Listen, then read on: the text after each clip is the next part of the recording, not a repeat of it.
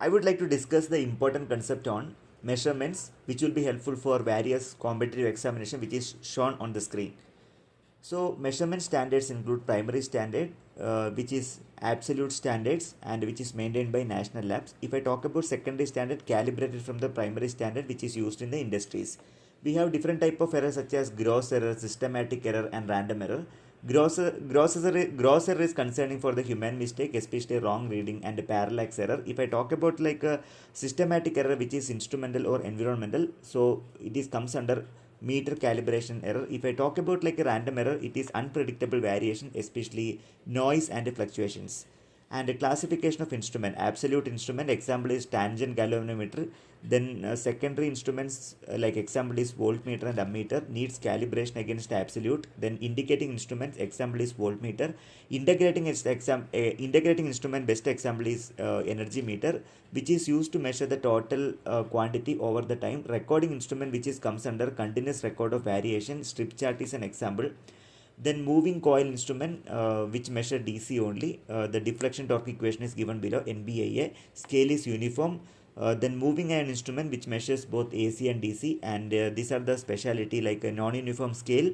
And if I talk about like a dynamometer type wattmeter, which comprises of fixed coil and moving coil. Fixed coil measure the current and moving coil measure the voltage. Deflecting torque is directly proportional to VA cos phi.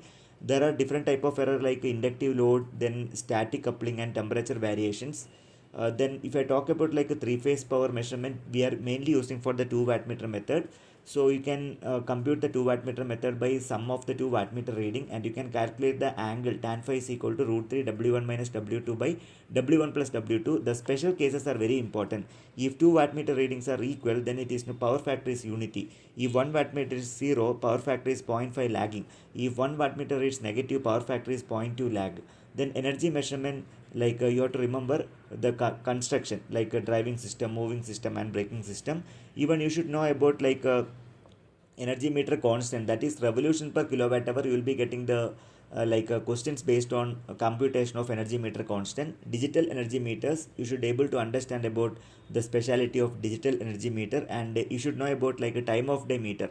So measure energy consumed in different zones. Then oscilloscope, the components of oscilloscope, CRT, then vertical deflection system, horizontal deflection system, power supply, trigger circuit, those things. And try to practice these numerical example, especially for computation of tan phi from the 2 wattmeter method, and try to understand the problems from the energy meter. And these are the most important numerical example which you can expect for the competitive examination. So please prepare well, and